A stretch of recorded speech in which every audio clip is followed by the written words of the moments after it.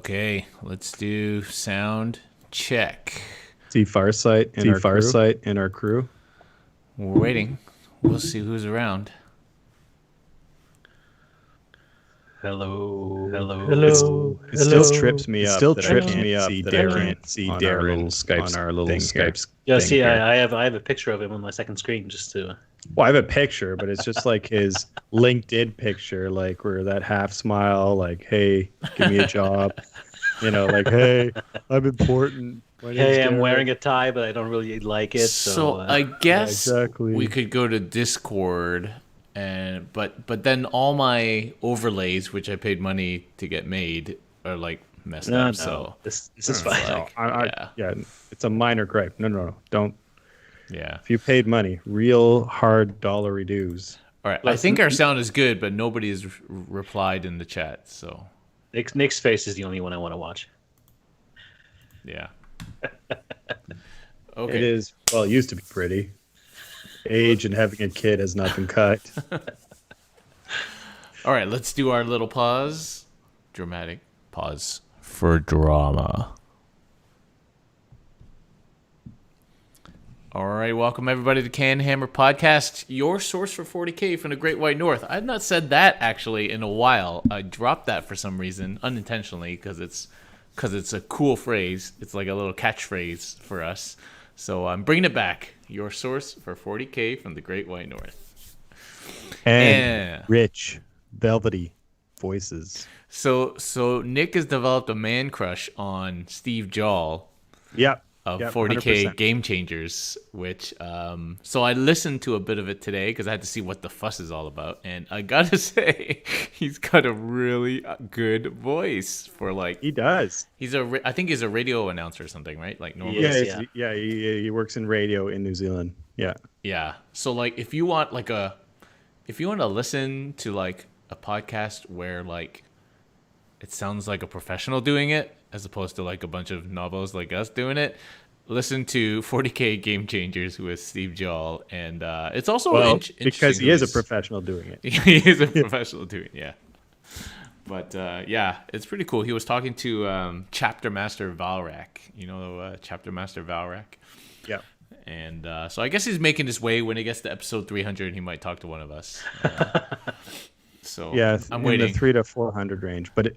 Francois was saying that there's 8 listeners from New Zealand who CanHammer, at least their last episode. So, Steve, if you're out there, I want you on this show, please.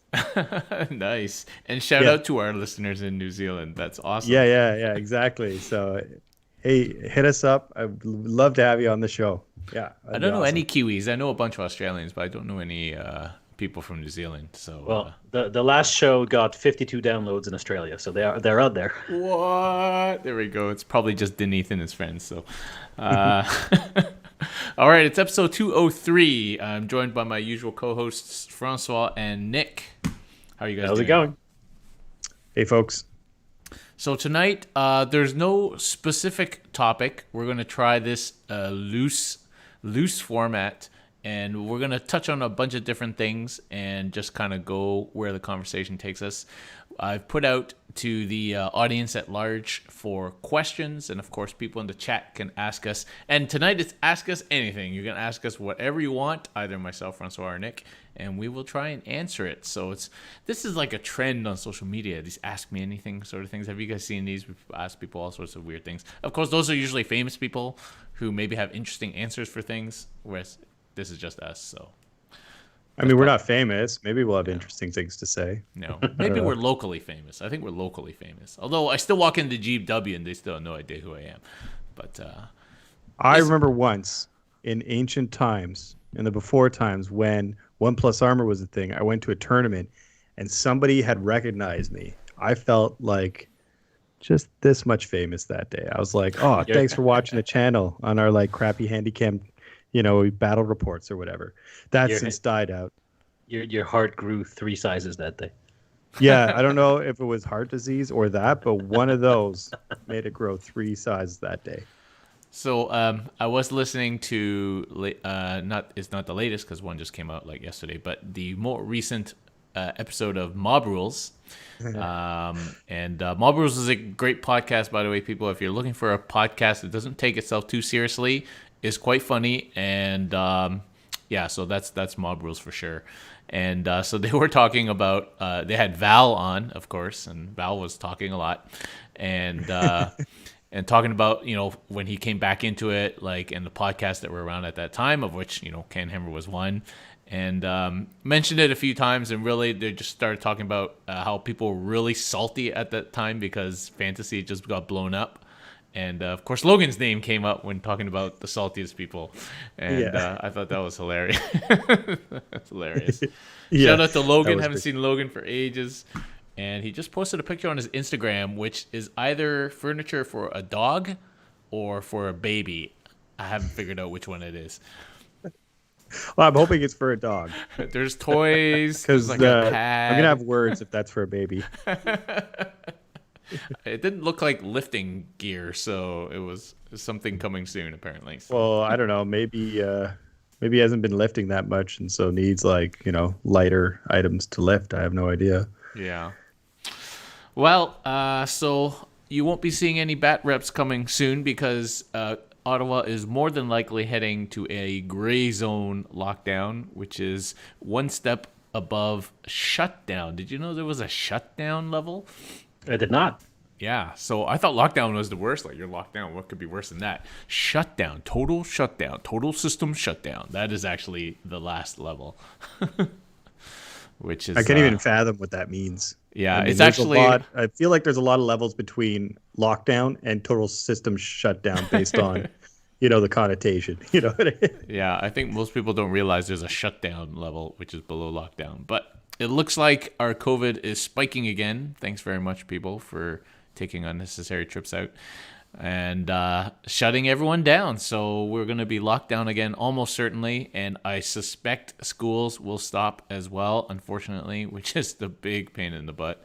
Well, on my side of the river, they've announced that schools are shutting down until April 12th. Now, I don't know if they're actually going to start again then, but that's the plan. Yeah. So Gatineau, I think, had like a triple-digit spike today, which is crazy. There's some gym owner in Quebec somewhere who like spiked 70 cases in his gym, and it's a mess.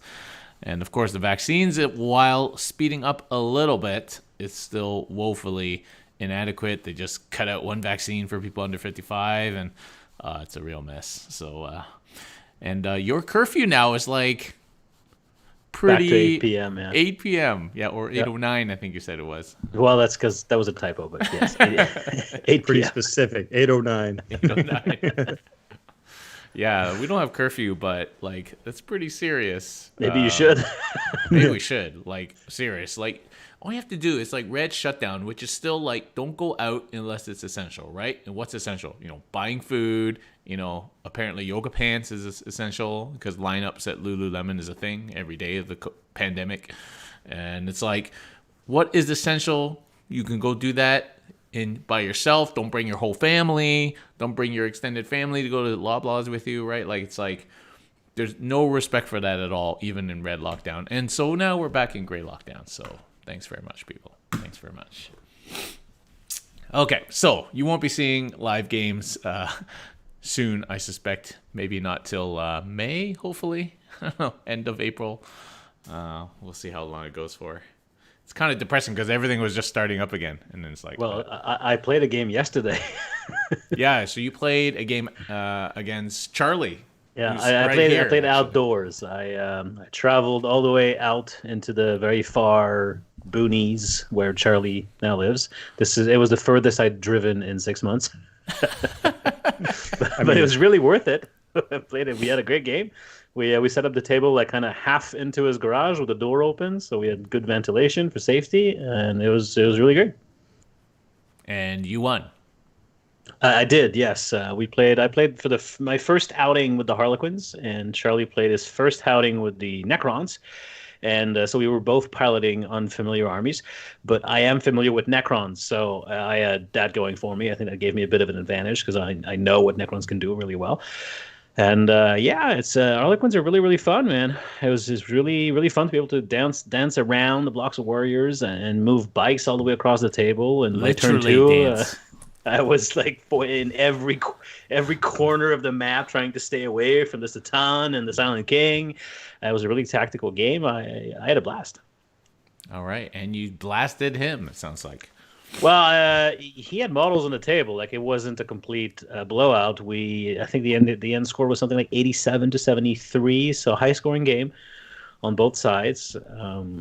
But yeah, I did win, and it was great. My plan worked. I'm glad that the Harlequins did what I expected them to do, and for the most part, like the bikes hit less hard than I wanted them to at a couple of key junctures. But it's nice to be able to fight, and then you realize, no, you're not going to kill those Necron warriors, so I'm going to spend 2 CP and go over there instead. Yeah. I mean, that's the nice thing about Harlequins, right? You feel so free, I guess, playing them because you can be anywhere. I mean, Necrons, there are some tools, but if you're playing like the kind of Silver Tide list, it's kind of static. Especially if you're not going to bring the Veil and whatever else, it's like where you deployed, roughly 15 inches from there, that's where you're going to end up. So you have to be very careful with that as a Necron player. Yeah, I think on a topical subject, Drukhari is going to be quite fun.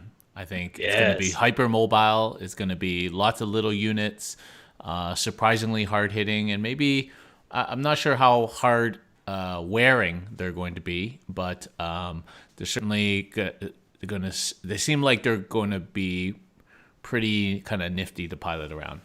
Yeah, I'm really excited. For our listeners who don't know, I bought Darren's old Drukhari army that he decided he didn't want to play anymore. Fire sale. Because anything that's not painted gold is not worth playing for Darren. So I picked up Darren's Drukhari. Darren gave me a nice deal on them. I was really happy. And then I proceeded to not only buy Darren's 4,000 points of Drukhari, but also buy another 2,000 points of Witch Cults to round out the army. Did I sell you 4,000 points? Yeah, you did. Yeah, damn, I had that much Drukhari?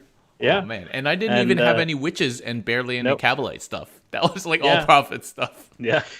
Yeah, I have a bone to pick with Darren as well. Because I bought some of his Space Wolves thinking, oh, you know what? That'll be a later project. Maybe at this price, whatever. Even if they sit in the closet, who cares? Then proceeded to spend 4 times the amount of money sourcing other models because I was like, ooh, this and bits from like, whatever, Puppets War and, Pop Goes the Monkey, blah, blah, blah. Things really escalated, all because Darren wanted to sell his crap. So, and then you got me to print you shields. Yeah, that's axes. right. Yeah, exactly. Like, can you take this model but remove the axe from the model in Blender, please? I'm like a dealer. It's like, hey, you want this?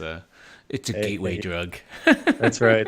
Next thing you know, he's gonna have more Space Wolves, and he's like, "Hey, do you want these?" I'm like, "Sure, same price." He's like, "Oh, it's a gateway man. force. It's a gateway force." Exactly. So the funny thing is, I've been fire sailing like a bunch of my shit, right? And actually, the only thing I have left that anybody wants it, all these Elysian squads, super cheap.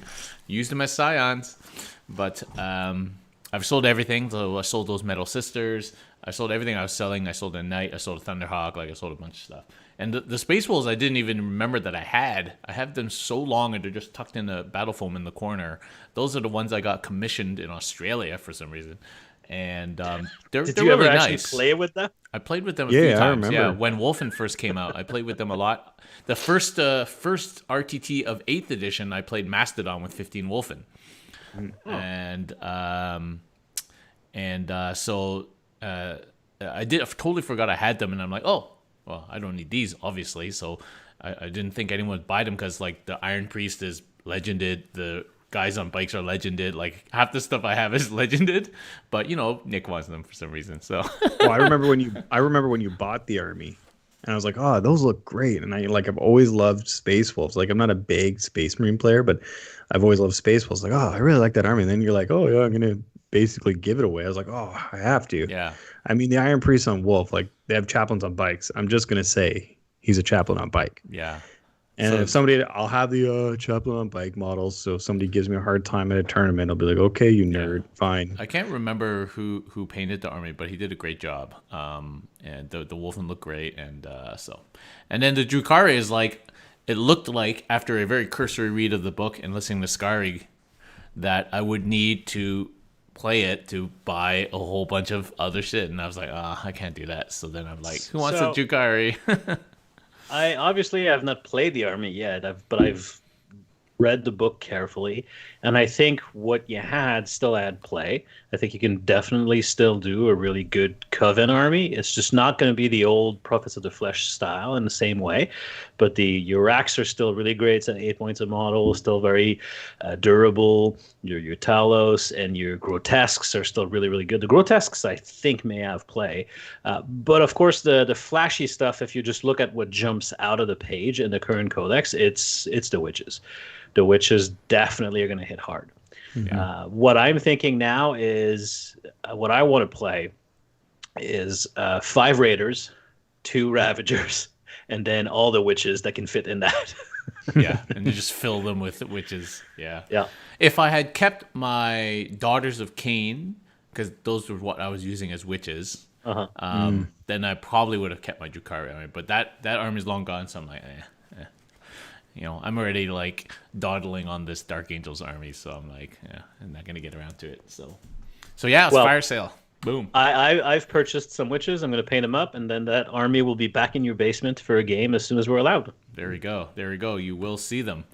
And so I've gotten rid of all of that stuff now. Just got these Elysians to get rid of, and I don't think anybody wants them. Because normally, this is a good segue, I sell all this stuff at CCBB.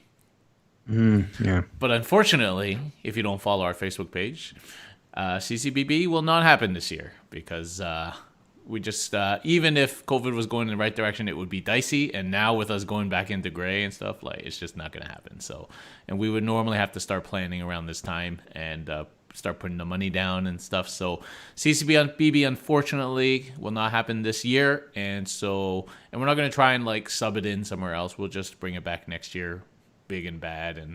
And probably, hopefully, our next tournament will be CanHammer Team. Sort of in the springtime next year. And if the summer rolls by and we happen to have a good conditions, and we can always just, rock up with Dan at last minute and like run a GT or something. So we can always do that at fairly last minute. But to plan something like CCBB, we need months to do that. And so we made the decision, actually the same day that the WTC decided that wasn't going to happen for many reasons. Not least of which is a whole bunch of people coming from countries, and a lot of countries just saying actually they weren't going this year, including the U.S. team. And so WTC officially also canceled, which I think is the right decision.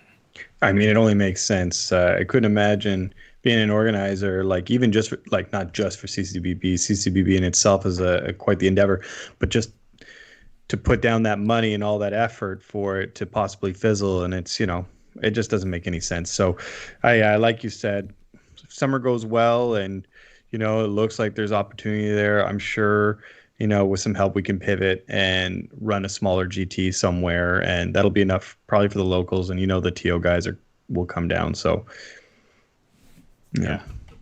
What's interesting is there's quite a lot of upswell right now for team tournaments.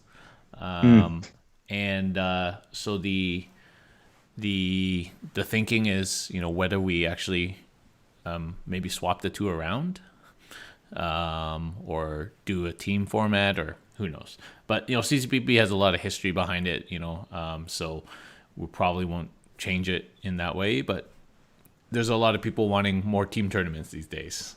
Team tournaments are the best. Yeah. I mean the way it's been working now, you have the one team tournament and the one singles tournament per year. I mean, it's easy to say I don't organize them. You could add another tournament at some point in the year, but, who knows? Yeah. Yeah, I move tables and chairs on the day of, but that's the extent of my involvement. Well, but same here. But I recognize there's a little bit more that goes into it than just me showing up. I've gotten really good at moving 10 chairs on a dolly at once. Well, yeah, I mean, that was half my job when I was in the military, so I was really good at it.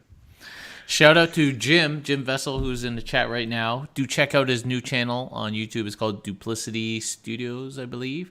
And he started a new commission service on top of everything else he's doing, Jim, because kind of crazy, I guess. But as you know, Jim is a very good painter and tends to win all the painting awards. I was so tempted, to be honest, when I saw he created that studio. I this close. which is very close if you can't see this, to send him all my Death Guard because it is so painful. And the only reason I haven't is because I've already started painting it, and I'm like, I'm 10 or whatever models away from finishing the army. Well, he wouldn't notice because he's painting Death Guard right now, so you just add it to his load. I don't know. I'd email him and he'd be like, "No, I'm not painting any more Death Guard either." Like, I wouldn't blame him either. But yeah, Jim was talking about the WTC being canceled and how, like, if it wasn't canceled, it might literally be impossible to go there. Like, there's not a lot of flights and it costs a lot of money, and so it's like even if it was on, it might not be possible to go. Not to mention all the quarantine and all the testing and all that stuff they'd have to do. I mean, logistically, it seemed like it would have been quite the headache. Like, it's already tough to get a team to go over to wherever, like Serbia, is it, this Austria, year? I think. Or Austria, wherever it's supposed to be in Europe, especially for like North Americans. It's already quite the endeavor to get everybody there. So adding all this extra layers of complexity and question marks, no, it didn't make any sense. Yeah. The latest plan is for the Charity Hammer to be the proper Charity Hammer this time to be in August or late July. I can't remember which one Colin decided on. And because it looks like the States is going to be in a much better position by the summer than we are. And so that is like, man. And I think even if COVID is good, like, it really just depends on flights and the border, right? If any of us Canadians can go. Obviously, the West Coast guys can just drive down. But by August, it'll be fine, though. I looked at the numbers of vaccines we're going to get delivered, and we'll be fine by August. I'd put money on it. Now, of course, not the kind of money that it takes to book a convention center to hold an event. Yeah, but that doesn't tell you that the borders are going to be fine. Yeah, right? The border's going to be fine. I don't know. It depends. You heard it here, folks. I really want to go, obviously, especially if I don't have to run CCBB like the week after. So, like, I super want to go to Charity Hammer. So I've kind of said I've committed to going because he's put a cancel date of 60 days ahead of time, which I think is very reasonable. So I can certainly organize to go if it's 60 days ahead of time. But yeah, that's like serious. If you're talking about serious FOMO, like missing Charity Hammers, like serious FOMO. Okay, so we have a few hot topics to talk about. Here's a hot topic: illegal lists at tournaments. So I'm not mentioning any specific happenings. I just want to see what your guys' thoughts are as people who attend tournaments, and I have a TO's perspective. What do you think about people who later get discovered have illegal lists? Let's just, is it a very general sense? If somebody has an illegal list at a tournament after the fact, what do you think should happen? I mean, it depends what after the fact is. I mean, the trigger for this conversation, I mean, it's no secret. I won't out it, but it's no secret. Everybody knows what the trigger is for this conversation. After the fact wasn't too far after. It was actually quite soon after the fact. I mean, speaking of Jim's new podcast, Best Overall, they actually spoke a bit about this on one of their episodes. It might even been the first episode. To be honest, I echo what Jim had mentioned in that I don't know if it's the ITC or there should be another sort of player-sponsored board that kind of oversees and sets up some sort of guidance document or whatever for tournaments, but that outlines a clear policy on how to approach that, so it's not left to TOs. And so it's not, because I mean, I don't want to throw shade to anybody, but I was actually a little surprised when I heard other podcasts that actually the hosts are very prominent TOs for very big events, and how they delineated what they thought the right course of action was. And I thought, wow, that was kind of, in a sense, vague and subjective. And the optics aren't great if you're somebody coming from the outside in, going to a big tournament, spending all kinds of money going there. You're not led to, it doesn't lead to much confidence that if this event were to happen again, that, it'd be resolved amicably. Not that there is really an amicable solution to these types of situations, but at least a fair one, right? And this whole thing like, oh, you know what, it's okay, it didn't matter. Well, I mean, it doesn't matter that it didn't matter in a sense. Well, I don't know how you So can work out that something didn't matter over the course yeah. of like even just I'm one game. Like, See, yeah. Yeah, exactly. my point of view is that first I want to establish that we've all accidentally cheated at some point. Like this is a very complicated game, I cheat all the and time. if someone, yeah, but you do it on If purpose. if I'm playing you, I'll just straight up cheat on So purpose. no one can say with a straight face that they've never made a mistake. And so, of course, that's kind of a given. This game is complicated. We all forget rules, misinterpret rules, make errors in list building. Maybe we use Battlescribe and we trust it when we maybe shouldn't. Like shit happens, right? And so there's no malice involved, like 99% of the time. In fact, in all of the hundreds, thousands, maybe no, probably hundreds of games of 40K that I've played over many years, I don't think that I've run, maybe I'm just naive, but I don't think that I've run into someone willfully cheating. But I've definitely run into people who accidentally, on purpose, maybe, So like guys, they saw something and interpreted it in the best possible light for themselves. But the point I'm making is if after the fact a list comes up as illegal, it doesn't matter what the intent was.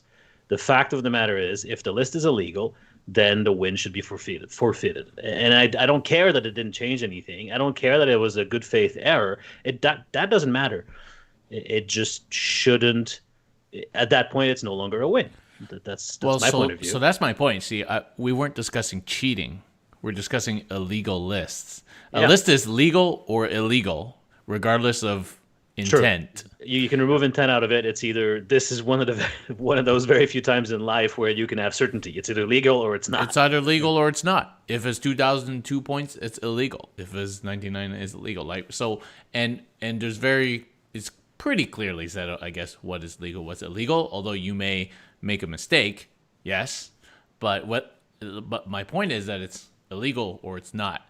And so one thing is we need a more uniform way of dealing with illegal lists that applies to everybody, whether it's your way or another way. I don't know what the best answer is, but in a game where we all agree to play lists of X requirements, if you're not playing with a list that meets that requirement, that's bad sportsmanship, whether it's intentional or not, and it's illegal. So what should happen in those circumstances? I don't know the best answer, but I feel like we should all kind of try and do the same thing.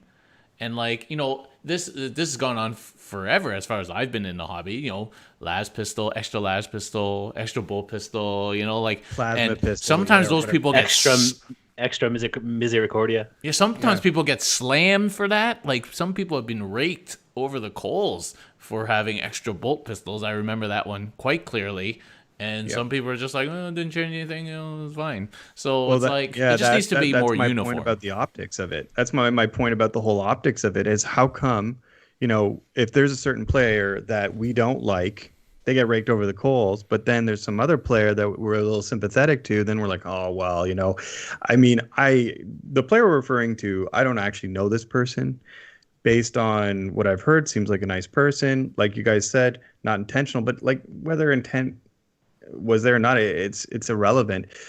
I think the first stop here, the first trigger is whether it's illegal or not illegal, and that's the first decision. Illegal, then triggers this, should trigger some sort of process to deal with it that's kind of formalized, right? The ITC, Reese Frontline Game have formalized almost a kind of an ITC structure, a code of conduct.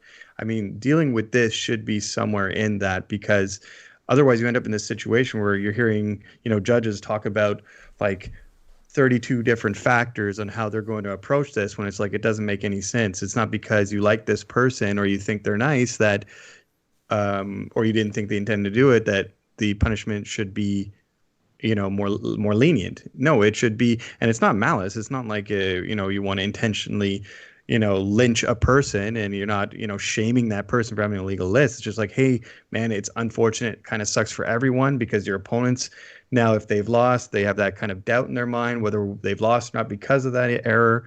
It sucks for you. But unfortunately, I think kind of pursuing this whole list of considerations just sets up a pretty bad precedent, at least optics wise. Because say I go and I spend 3,000, I'm never going to win LVO, but say I go spend 3 grand going to LVO. Never say never, Nick. Well, never saying, like, I like to play competitively, and that would be, something I'd like to do. But say I go to LVO and spend the 3 grand to go there, and somebody like that beats me round 5, that prevents me to go to the final 8, and it turns out their list was illegal. I mean, that's kind of feels bad, right? And then it turns, and then it would turn out they say, oh, you know what? It didn't matter. It'd be like, well, actually, it kind of mattered to me, Especially if you want to try and grow the game as a competitive game, and maybe even, I know some people are trying to do that. I'm not sure it's going to work, but I know some people are trying to push this as an almost esports kind of game for the streaming. And if you want that to happen, the game right now, I flat out say, is just in general too messy, I think, for that to really work. But if that's your end game, you want the game to grow as a competitive game, and you want it to be like, I don't know, like StarCraft finals or whatever, something like that, you're going to need those standards, because otherwise it's simply not serious. We need rules, regulations, and people that uphold them. Yeah. So what's interesting is there was a big groundswell of doing such a thing. Unfortunately, and then COVID hit, and now nobody cares. But it's too bad. All right, so we've got on the chat, we've got Joe Sweat. He says, we rule, good content, Custodies content. Shout out from Atlanta. Thank you very much, Joe. And hope you're staying safe down there. Every time somebody tells me they're from Atlanta, I immediately think of The Walking Dead and like a dead city with zombies in it for some reason. I don't know. It's brainwashing from TV. I think of the Coca-Cola company. I don't know why. And then I think of the Atlanta Hawks for some reason. And then Thurgood says he doesn't even know why there's a discussion in any sport at all levels. Wins are vacated if anything illegal occurred, regardless if it was cheating, quote unquote, or honest. Look at what's his name, Armstrong. They tore out all of his titles for the last 37 years. You know what I mean? It's talking about cycling now, Neil Armstrong, right? No, the astronaut. They canceled all this. Yeah. Lance or Neil? There's a big difference. Yeah, I said Armstrong because, like I said, I had a bit of a brain fart there, and I was like, I'm just going to say Armstrong. And I just decided to make it worse on purpose. I'm sorry. Yeah, exactly. Like Armstrong. Shout out to Fabricio, who says, good evening from Brazil. We were just talking about our Brazil listener, weren't you? No, I was talking about the one guy in Chile. We have more than Chile. one in Brazil. Oh, nice. From Rio. I started editing and uploading the podcast, and so I've been looking at the stats as to where people are downloading from, and that was something I did earlier today. Yeah. Look, Brazil, those are rookie numbers. You need to get those numbers up. We need more Brazilian listeners. Yeah, we need more Brazilians listening in. All right. So some people propose that the solution to list errors is to have the TO check all the lists, and that is unfortunately not going to happen.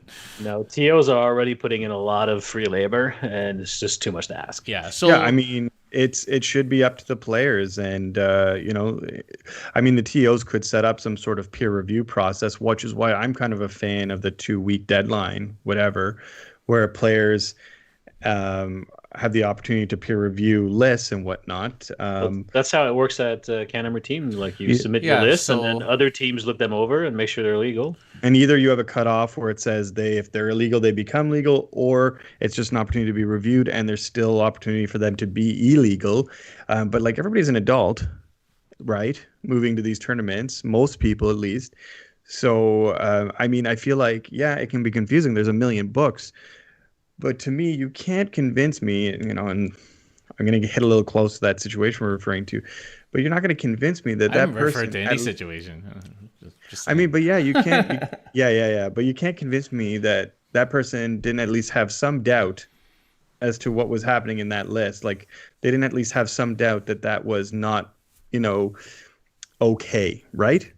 And if there was some doubt, it was easy to email the TO and be like, look, there's a discrepancy between this and that identify different points values or unit size or whatever for this unit.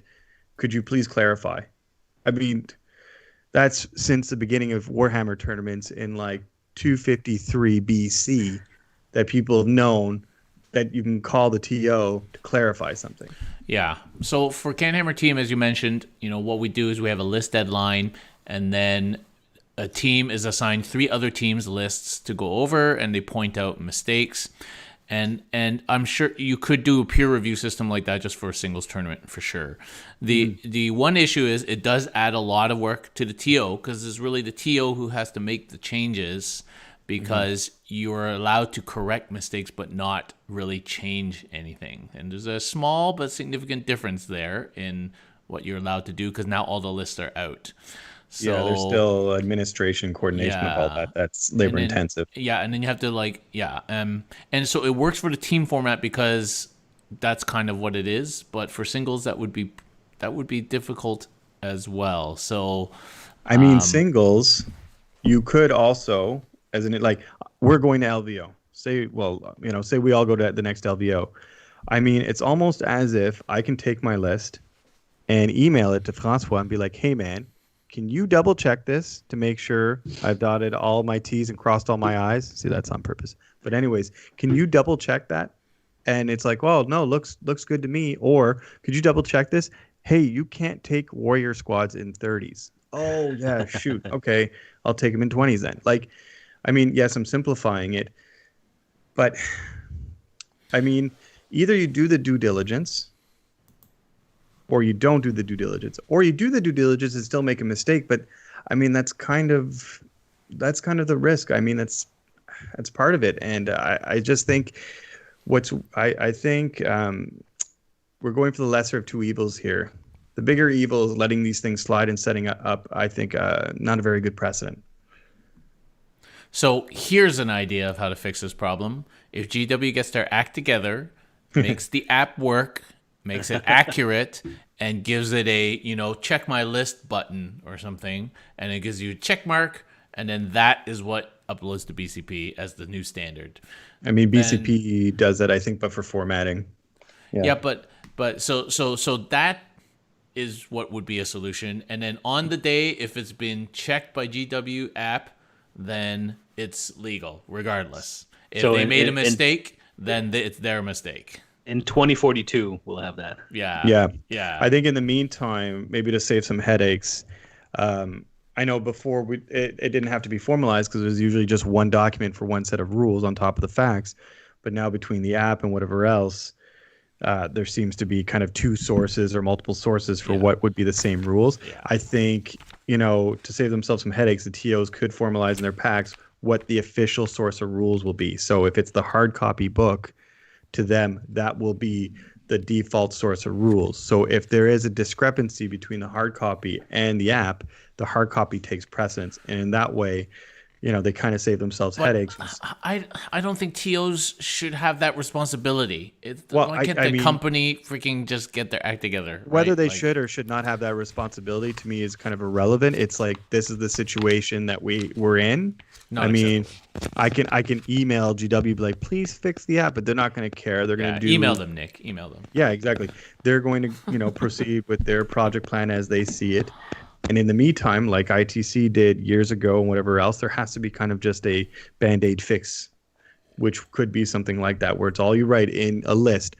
It could even just be one sentence. The hard copy book is the default standard for, points and rules and overrides whatever else in case of a discrepancy. Well, what really needs to happen is for GW to move to a living online rules format. But that's an entire podcast in and of itself, so maybe we should move on. Full AI. Yeah. Okay, we're going to move on to the Ask Me Anything part of the show. And we have a bunch of questions here in the Discord. If people watching in the chat have questions, please put them up. You can ask myself or Francois or Nick anything you'd like. And we're going to see if we can answer it. So let's see what happens and what questions we get asked. All right. On the Discord, Jip says, when you're setting up across the table from an army or an army build that you haven't played before, what are your go-to questions that you ask about their army? Oh, that's a great question. Yeah, we could probably do a whole podcast on that topic. But write it down, Nick, just in case we run out of topics. So very quickly. Top 3 questions. I just like to ask the other guy, okay, so what's special about this subfaction? So usually I'm familiar with the top line factions, so I'll know what knights can do, what Harlequins can do, what Marines can do. But sometimes you face up against a subfaction. So there's I don't know, a knight household you've never run into before, and you're like, why is he playing that particular knight house? Right? I'm just using knights as an example. And if you don't know, you need to ask, because there might be a weird like heroic intervention strat that particular house has, and you don't want to be gotcha'd. But if you ask the opponent, okay, so I've played against this army before, but I've never played against this sub faction. Why did you pick it? What can it do? And the opponent will tell you, and then they'll tell you, well, I have this strat that means I can heroic 6 inches, and so maybe you should watch out for that. But if you don't ask, it's not up to them to tell you. So then you're going to get gotcha'd. Yeah. So I agree. I think you should know what the basic kind of chapter tactic or like main army rules are. You should know about deployment shenanigans. So do they have a redeploy? How many things can go in deep strike? Are any of these things transports, like stuff? So these are things that affects actually how you are going to deploy your army or which side you pick. Or so these are kind of important things to know. And then, and you have to ask about these specific things. You can't just say, so what does your army do? Like, nobody knows how to answer that question. That's not a fair question to ask somebody. And, everyone debates over what you should tell people before the game. Well, no, it's up to you to ask questions, right? Like, So I think, deployment shenanigans, the general kind of army rule or like, chapter tactics, or especially as Francois said, if it's one that you've not heard of, because there's probably a reason why they picked that one. Yep. And then if there's a specific model you've never seen before, or, then like, what's that model do or something like that. But yeah. But of course, no one's going to sit there and explain to you how Tyranids work in length, right? So you need to have focused questions, and you can keep asking them throughout the game. So let's say you're moving onto an objective, and you're going to be within 3 inches of an enemy unit that's not a character. You can say, do you have any way to heroic with this unit? Yeah. Right? Because some armies do, some armies don't. And it takes 3 seconds to ask, can this unit intervene into me? Yes, no. Right? Well, you should be asking questions all the time, even if you're playing a familiar army, just to make sure you understand. How far does this move? Can it advance in charge? Can it do what's this? What's the threat range is a good question too. What is the maximum threat range of this unit? Because sometimes they have ways to extend the threat range that goes beyond the actual move characteristic. Yeah, exactly. And you say how far do they move, and then the Dimacaron is in the backfield turn 1, and then they don't tell you they can move it twice. Yeah, they're not wrong in saying like this unit's move is 10 inches or whatever. I don't know where the Dimacaron's is, but they're not wrong. It's just you didn't ask the right questions. And look, these are perfect answers, but they also presume a certain level of knowledge. And look, if you're going to a tournament and you want to do well, there's a certain, like this due diligence I was referring to, there's a certain amount of due diligence you have to do for the expectation to do well. You have to, in a sense, study what factions can do. And, nobody's going to remember like what every canonical of every AdMech nerd is playing or whatever else, right? But having at least some familiarity with every faction is kind of a must. It's kind of like the one of two things you need to do for a tournament. You need to have been practiced, and you need to have, some, familiarity with the factions in the game that you're going to expect to see at a tournament. So, walking up to a table and saying, hey, what can your army do? It's like, hey, man, I don't have all day. We only have 2.5 hours to get this done. And it's not up to somebody to outline their whole game plan. Like, a general isn't going to write a letter and send it to the opposing general and be like, hey, I'm going to be at the ridge of that hill at 12:03. Make sure you're ready for that. No. But on the flip side, if you say, do you have any way to deny this power that I don't know about? Or what's 100%. The threat range on this unit? Like something very specific, they will tell you. Because they have to, like it's part of basic sportsmanship. And no one's going to sit there and say, I'm not going to tell you, right? Because if they do that, call over the TO and get them yellow carded. Yeah, exactly. The other thing is you don't need to buy every codex and learn them by heart. The way that I am familiar with armies I don't play is I watch a lot of battle reports, and I just have them in the background while I paint, and I'm not even paying full attention to them. But just by watching a volume of battle reports in the background while I do something else, I have a basic familiarity with what every faction can do, and then from there I can ask those specific questions. Okay. So next question. If this is about Custodes, but you guys can answer. If we could get one new model, what would it be? why don't we do your respective faction? So each pick your faction. So for me, I would love to have a Vexilla on bike. Yeah. Like, first of all, that would be a freaking cool model to have like some dude with like this banner, like, you know, like the Ravenwing Black Knight dude with the banner streaming behind it. Like, that's a cool model, right? Yeah. Like, I would love to have like a jet bike dude with a banner. Obviously, that would be awesome to have a 14-inch moving banner too. But that would be a sweet model to have. How about you, Francois? You could pick one of your many armies. Well, so because I'm currently still going through my Dark Angel project, and I've finished painting the Deathwing, I now have like 3,000 points of Terminators. So I have more than a full Deathwing army painted. I'm currently painting the Ravenwing part of the army, and I wish I could have a Psyker on bike. It's so incredibly I have like 4 of them. I know that, but it's so frustrating to me that in my Ravenwing I can have a chapter master on bike with Samael, I can have a lieutenant on bike with Telemaster, I can have a chaplain on bike, but for some reason the librarians, they can't ride bikes. Yeah. I know. I have a bunch of sorcerers on bikes that are like just collecting dust and slowly being chipped away as I need bits pulled off of them. Yeah, when we first got those guys squatted, like all the bike characters, I was like, man, like my interrogator chaplain on bike. At least I can now like proxy it in for a normal, a normal chaplain on bike. So, but yeah, the loss of those guys was hardcore. How about you, Nick? Yeah. Well, I'm not quite like Francois, but I'm not far behind in terms of like having a number of armies. But like that, if the Thousand Suns book comes out, I'm dropping everything. But what new model would you want? Yeah, I'm getting there. Okay. So, do you guys remember? Him finish. Let me finish. Do you guys remember what are they called? The Tomb Kings? Yeah. From Old Fantasy. Well, they had the Ushabti, right? I would love that Thousand Suns had like a dedicated close combat elite unit that was like a construct like Ushabti. You know, like something they did as like pieces of armor. Or I have no idea. There's more artistic people that could design that, but some sort of cool construct Ushabti-like model for Thousand Suns. So have you seen the new Age of Sigmar elves? There's the Altarian, the Ghost of Altarian or something. It's an empty suit of armor. That would work so well for Thousand Suns. That's 100% what I want. It's just literally a floating suit of armor. Yeah. And like elite, I don't know if they'd be on 40, 50 mil bases, maybe 50 mil. Like I want them to be big, like imposing, but like the Thousand Suns aesthetic. And I would just be so happy. All right, so Thurgood wants at the actual Kasoro-Khan on bike, which I still feel is like so stupid that it's not there. I mean, like, what the heck? It's like Sammy, right? Like, anyway. Spike got lost in the mail, man. It's gonna get there eventually. Somebody dropped the ball at GW. They're like, I don't know what happened there. And, hey, they left it to some better intern. walk, man.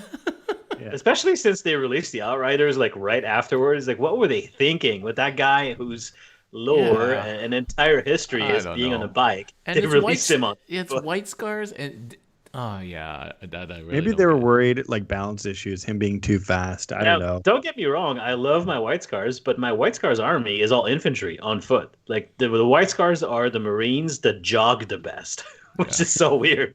Because they should be the biker Marines, but the biker Marines are actually the Dark Angels with the Ravenwing.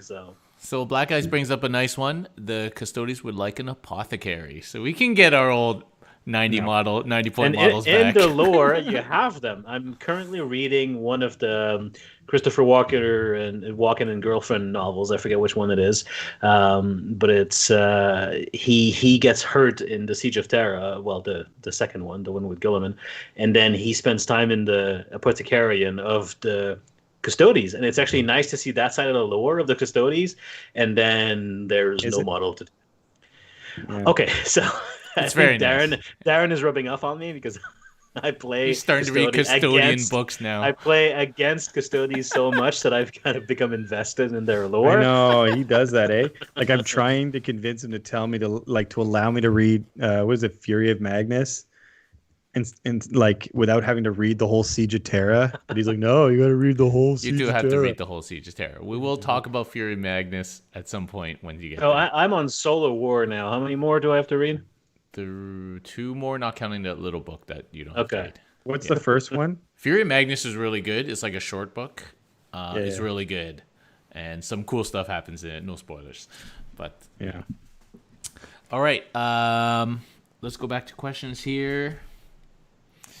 So, is Fabius Bile a great apothecary or the greatest apothecary?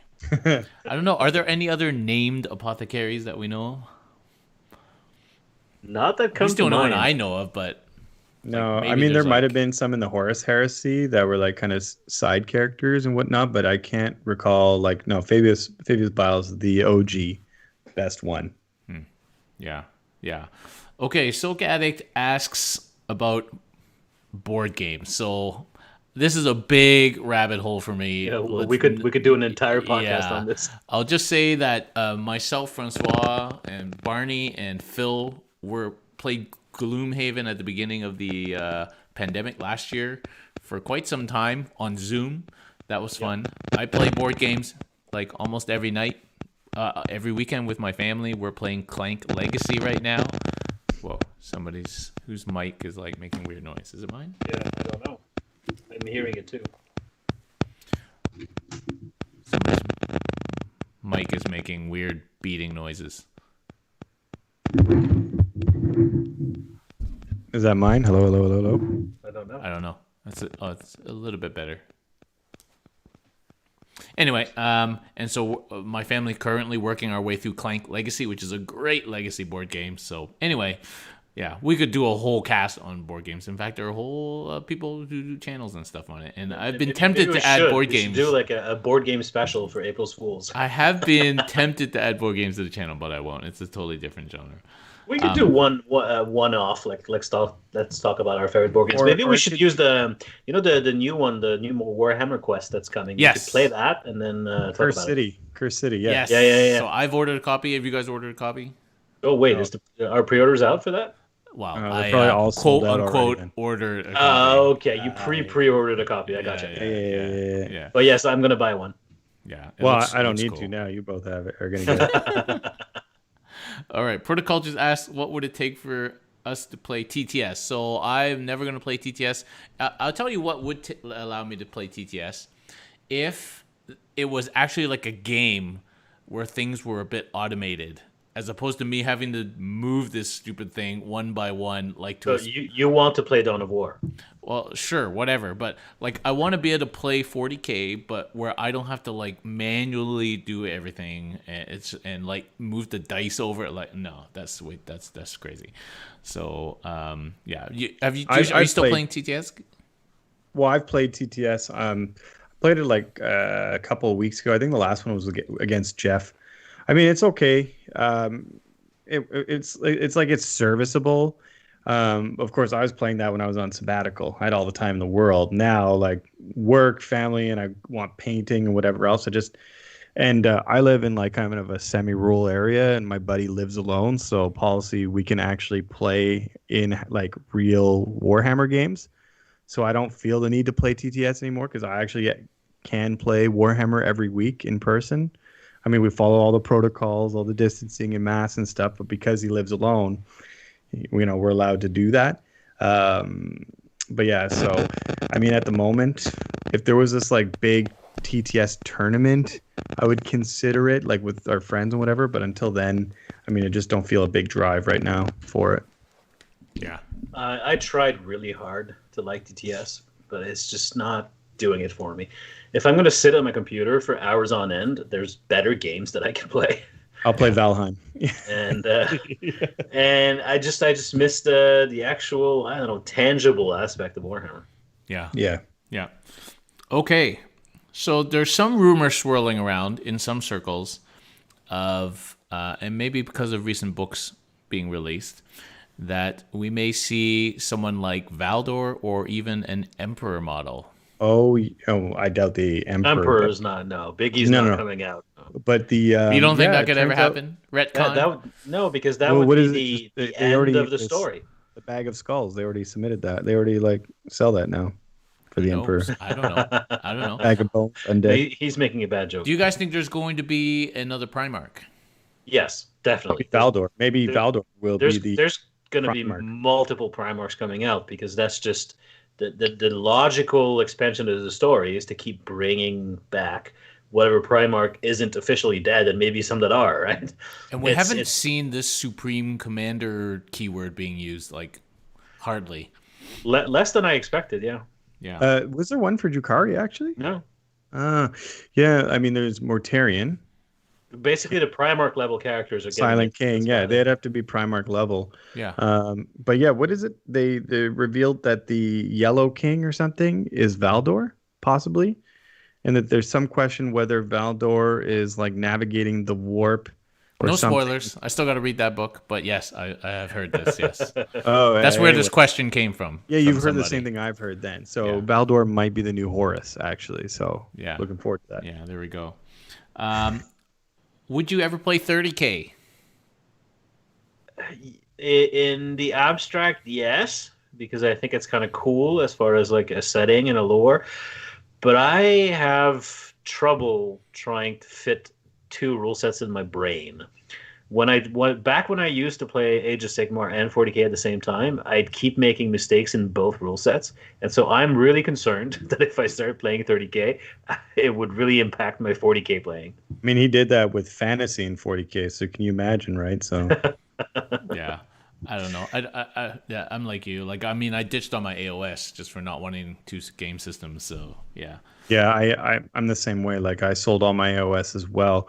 I mean, I kind of follow our friends, right? Because we're like kind of a core group of friends that play the same game, and everybody plays 40K. And I could build up a 30K army; it'll sit on my shelf and look pretty, but it won't get played, unfortunately, because nobody plays it. Yeah. How badly do we want hover rhinos? Well, the Impulsor is kind of the hover rhino, basically. I think they're talking about Custodes specific. As And badly as I want hemorrhoids. Okay, what would, and you guys can answer this too, what would make Sisters of Silence better? So I'm interested to hear what you say, Nick, because if Sisters of Silence get really good, that really F's up psychic armies. And as an Imperium player, mostly, Francois, Yep. if, so what do you think? What would make Sisters of Silence good? I obviously know for Custodes. they need to be troops. Agree. I mean, just that would be enough. But their anti-psychic shenanigans need to actually work, because right now they don't.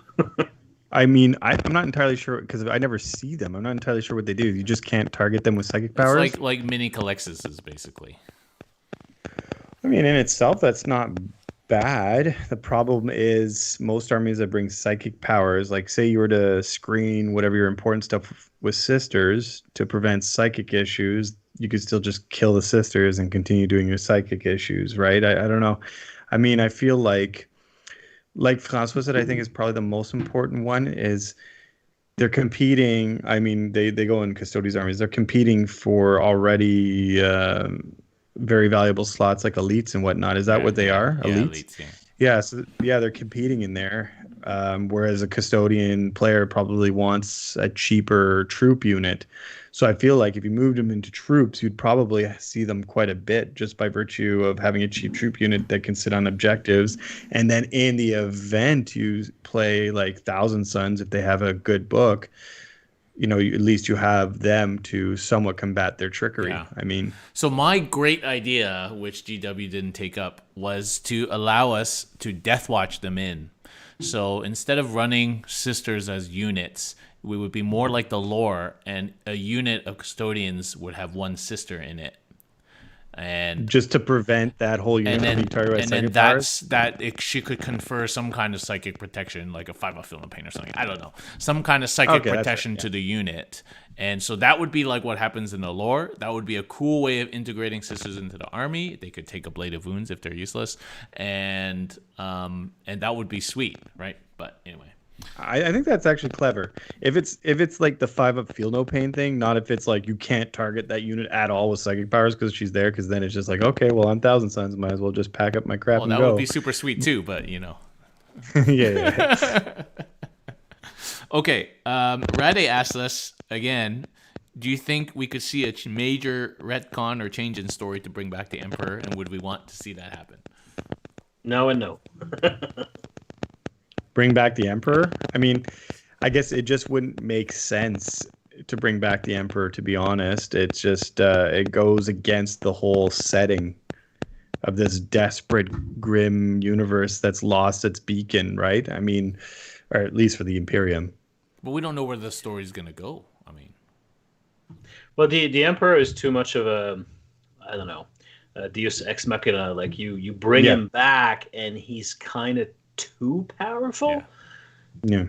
And so I think if you want to keep the story moving forward, I would even go as far as to just kill the Emperor off for good. Yeah, exactly. That if there's anything that's gonna happen to the Emperor, he dies, not even comes back. And if you wanted to, you could kill him, but then because he's a perpetual, like he could come back, but in a way that I wouldn't want him to just wake up on the throne, right? That would be boring. Like if he just wakes up on the throne and starts giving orders, that would be stupid. So I would say you either do nothing and keep him in his current state, or you kill him off for good, or you kill him, but then he reincarnates somewhere and he has to like lead another crusade to like take over the empire again. comes back as a Tau fire warrior. Well, no. That's not what I'm saying. But what I'm saying is the empire, the emperor just waking up from his long slumber is boring. Yeah, it'd be a disservice actually to the setting and to everything that's been built up to now. I mean, it the creates a certain lion tension. suddenly yawning and waking up and going, "What did I miss?" That I'm all for. Well, Yeah, I mean, it's I feel different, like right? These they are really interesting set that side up. characters. I feel like that could definitely happen, and I felt like it might have happened with this codex, but not obviously. Yeah. Russ could come back. Like Can you Vulcan. imagine like a wolfen but the size of a Primarch? That's what Russ is going to be. that right? would be a crazy, like a feral Russ coming back from the Yeah. war. Like that would be a crazy ass model. And he comes back and he's a giant wolfen, like completely. Dang. Like, that's what I want. That would be a shit hot model. That would be awesome. Yeah, that'd be sick. It would be like a different faction, like not a Space Marine faction, because he can't work with Space Marines anymore because he's just like this crazed animal. But yeah, or Vulcan. Vulcan's a perpetual, and he just kind of went missing. He could come back. I always thought what would By be the way, more, Vulcan is such a tragic character. Like in all the novels, he suffers a lot. yeah, like he was in prison for hundreds of years. just He being was by tortured to Conrad. death Yeah. by Conrad Cruz for forever. Yeah. Okay, Yeah. no spoilers, but you should read Siege of Terra. Okay. Well, I'm working on it. Gary. So here's my idea with Russ. Like, let's say Russ comes back and you make a model for Space Wolves Army. It would be super cool if he was like super powerful in combat, but you couldn't control him. So he has this algorithm of rules, like a flow chart, oh no, and he just bounces around killing things. That would be cool. no, No. Russ was like, no.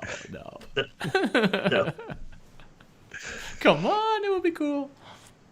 No. I would actually, because we're talking a little narratively, I actually thought what would be interesting, and nobody agrees with me, but I will still say it, that one of the other like Primarchs would come in and compete for Gilliman as like Supreme Commander of the Imperium, thus creating like another kind of tension or civil war tension within the Imperium. I thought that would be kind of cool. Well, that would especially be the line, I guess. Yeah, I think so, right? I can't quite recall. You're more the heresy historian than I am. That there was already a little bit of tension between some of those rulers, like Gilliman, the Lion, and Dorne, and whatever No, it else. was Gilliman, the Lion, and Sanguinius because they had Imperium Secundum. Oh yeah. Sanguinius obviously bites it, and the Lion went to sleep, and G-Man is alive. So Well, the lion's a bit of an asshole. yeah, I mean all the Dark Lion's Angels are a kind of assholes, aren't bitch. they? And I think Dorne. I guess we'll find out at the end of the Siege of Terror what happens to Dorne, but he dies or something, doesn't he? So Well, I mean, the Imperial fists, their symbol's the fist because I think his hand got chopped off. So already that's not good. yeah. I mean, I guess by that logic, the Iron Hands, their symbol should be a head. I mean, Dorne, like, the cool thing about Dorn is you think it's just this boring ass dude, like all Imperial Fist players. Oh, sorry. But in the Siege of Terra, he gets to fight a few times, and he actually kicks some ass, that dude. So, and he's got this ridiculously massive chainsword, so it's pretty cool. He actually fights Fulgrim at one point, and it's pretty cool. Oh wow. Yeah. So like, there's a lot of action in the Siege of Terra, like a lot. Like some of the books is just a constant, like literally it's a constant battle, obviously. But I mean, the first one, it was a little bit of them standing around talking about being attacked, and then like the next like 60 pages I'm on, and it's just constant bombardment, fighting, blowing up. Yeah, it's pretty good. That's what you want in a Horus Heresy novel. Yeah, exactly. All right, so we will end it there. Thank you guys for joining me. Thank you everybody for watching, listening, and subscribing, following, being a patron, all that. And we will be back soon. Tomorrow at 1 p.m. Eastern, I'll be joined by Protoculture. We're going to call him James for the purposes of the podcast, but he has started his own Custodes channel. We'll be talking all about top 3 best and worst matchups. So it's been a hotly asked for topic is our matchups and how to deal with matchups. And so we'll be talking about that tomorrow at 1 o'clock Eastern. And then, yeah, that'll be it. So thanks very much for joining me, guys. Francois and Nick, thank you very much as usual. Thank you. And Cheers. we'll see everybody later.